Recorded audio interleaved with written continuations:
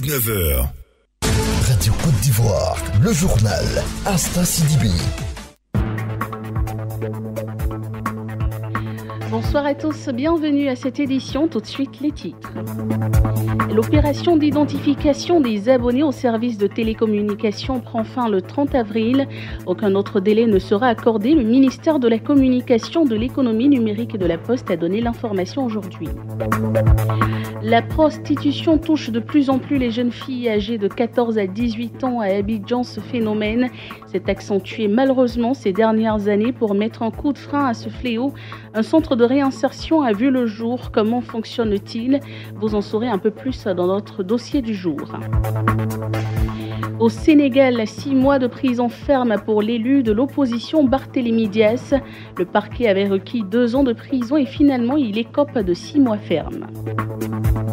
Et dans le fait divers ce soir, un client meurt dans son maquis préféré à Yopougon. Noyé ses soucis ou ses chagrins, l'homme ingurgite beaucoup d'alcool. Cause de cette mort subite, peut-être nous en saurons un peu plus en fin de journal. Merci de nous rejoindre et bienvenue. On commence par cette information. En visite au Koweït, le président de la République, Alassane Ouattara, s'est entretenu avec son Altesse Sheikh Sabah Al-Hamed, émir du Koweït, accompagné du prince héritier de l'État du Koweït. Les 2 chefs d'État ont procédé à la signature d'accords de coopération. Ils portent notamment sur la création d'une commission mixte de coopération entre les 2 pays.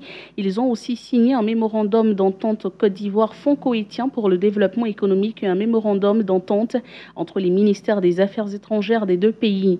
Les 2 chefs d'État ont également abordé des sujets internationaux inscrits à l'ordre du jour du Conseil de sécurité des Nations Unies où siège leur pays. Le président Alassane Ouattara a été élevé à la dignité de Moubarak el-Kabir, la plus haute distinction de l'État du Koweït au cours de la cérémonie. L'opération d'identification des abonnés au service de télécommunication prend fin le 30 avril. Aucun autre délai ne sera accordé, indique le directeur de cabinet du ministère de la Communication, de l'Économie numérique et de la Poste. André Apété était ce mardi face à la presse pour expliquer à nouveau ce processus. Pour lever les obstacles liés aux pièces biométriques nécessaires à l'identification, l'ONI a adopté une procédure spéciale pour l'opération. Des détails avec Kolo Koulibaly.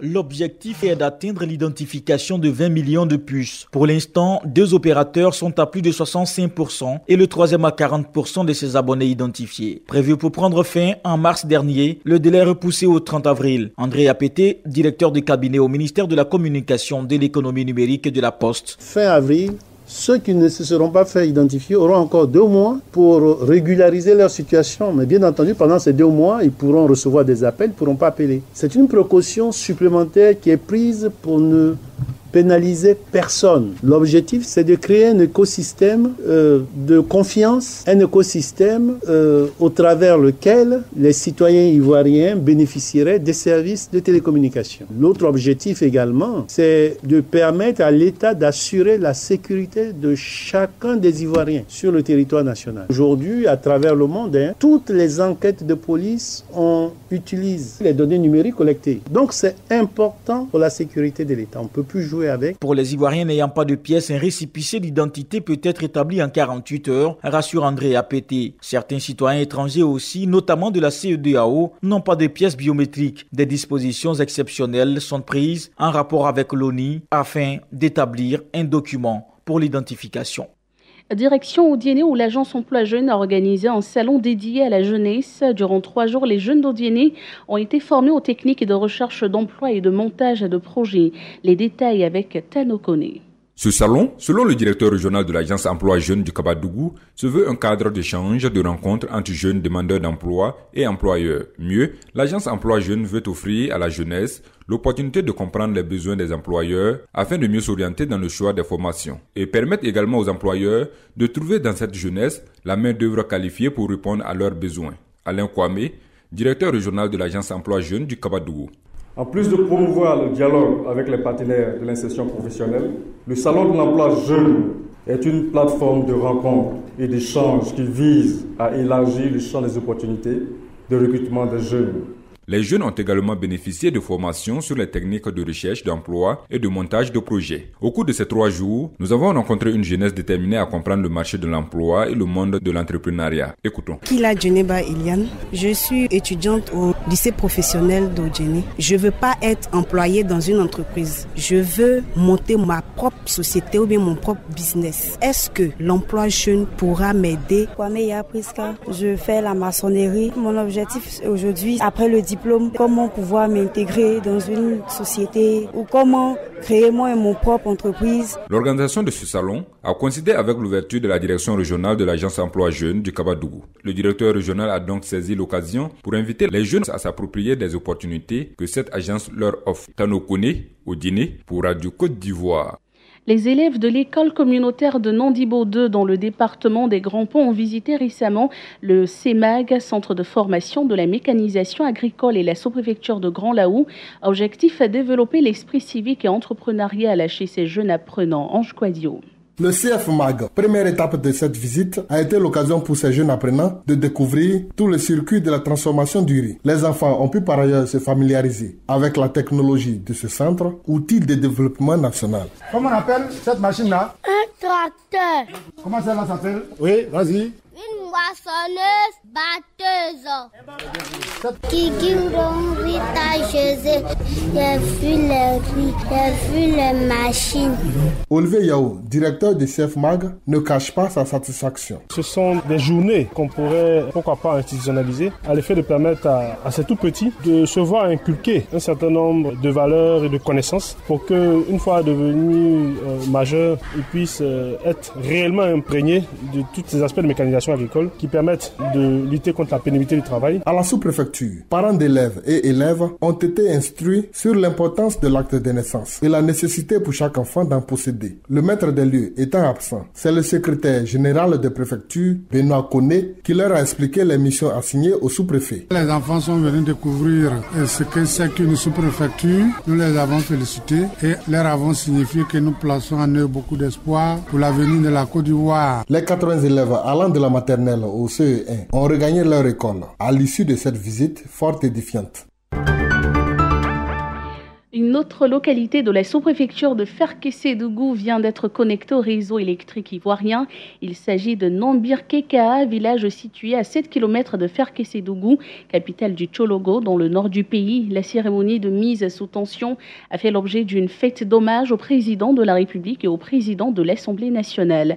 La correspondance est de Siekwasi. Nambir-Kekaa est le plus vieux village de la sous-préfecture de Ferkessé-Dougou, région du Tchologo. Sa population est estimée à 1000 habitants. C'est fini. Nambir-Kekaa rompt désormais avec les ténèbres. Sekongo Fernand est le doyen des cadres du village. Il n'a pas tari d'éloge pour le président de la République et son cadet Guillaume Soro, président de l'Assemblée nationale, tous deux issus de la région du Tchologo. Nambir-Kekaa amorce une phase importante de son développement socio-économique. Les populations pouvant envisager bon nombre d'activités en vue de l'amélioration de leur qualité de vie. Hommage soit rendu à son Excellence M. Alassane Ouattara, président de la République de Côte d'Ivoire. Hommage également à son Excellence M. Guillaume Kibafori Soro, président de l'Assemblée nationale. Le maire de la commune de Ferkessé-Dougou a salué l'action du gouvernement et réaffirmé l'engagement du président de la République à mettre fin aux souffrances des populations ivoiriennes. Ouattara, Blidia Alain Yacinthe. Le gouvernement fait de l'électrification rurale une composante forte de son programme de développement à raison d'un minimum de 500 localités électrifiées chaque année afin d'atteindre l'objectif de l'électrification totale de la Côte d'Ivoire à l'horizon 2025. Après l'électricité, bientôt le démarrage des travaux du centre de santé de Nambir-Kekaa, la pose de la première pierre de cette infrastructure sanitaire a fermé les portes de la fête de la lumière célébrée avec faste à Nambir-Kekaa. Siekwasi, Korogo, Radio Côte d'Ivoire. Lutte contre le cancer du sein et du cancer du col de l'utérus. Les femmes de Yopougon-Trois-Rouges ont été dépistées récemment au collège Ofumu-Yapo, des femmes du secteur informel pour la plupart.